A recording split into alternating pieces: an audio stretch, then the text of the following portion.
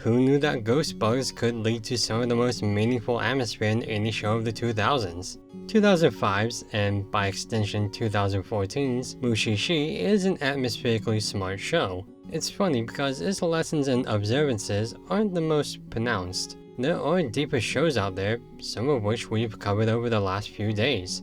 But what makes Mushishi so poignant is how it lets the mood simmer.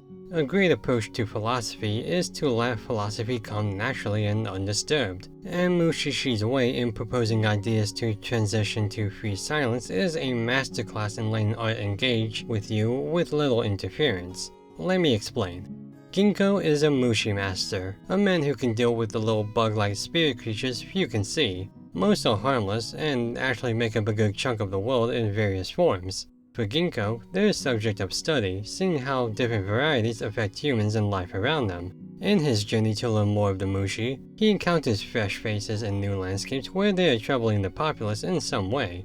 Urged to help by the people, Ginkgo navigates around the ebb and flow of the Mushi so that he may truly understand them and perhaps the nature of living.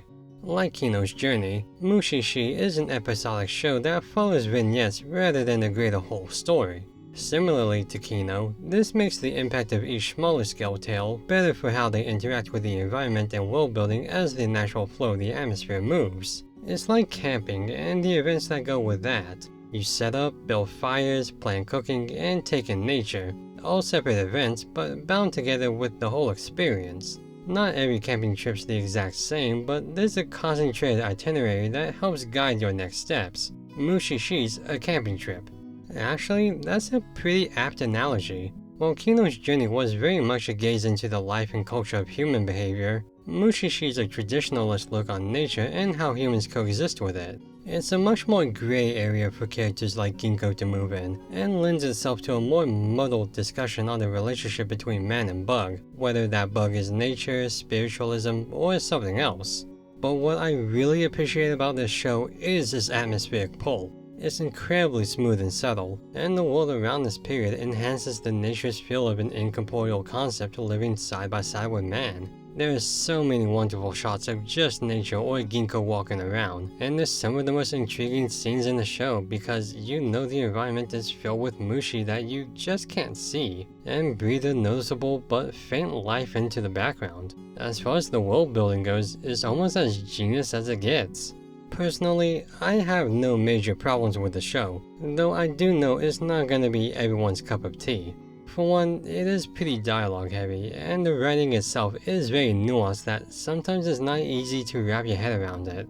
I also think the atmosphere, while fantastic, doesn't have as much variety in it as, say, Kino or Wandering Witch. It's either very melancholic, bittersweet, or just straight up depressing. While they showcase different forms of these emotions wonderfully, they are still these basic feelings. But while it's also fairly formulaic, it's not so bad that you can predict everything. There are some nice turns here and there, and even with those that which you can tell, the writing and acting still so good, you don't care much at all about it. Mushishi is a stroll in a secluded park. It's just you, your thoughts, and nature as it tells you a story of how it got to this point. It's honest, it's untethered, and it is what it is. While not for everyone, in the right mood, it's an effective therapy session for those who may need it most. Done through a simmering atmosphere, stories of intrigue, and the thoughts of a simple chain smoker, Mushishi walks onward to a place I think everyone's been to before, but not all have stewed in. It's an enlightening tale, filled with enlightened tales, and crawls on a grounded and delicate perspective.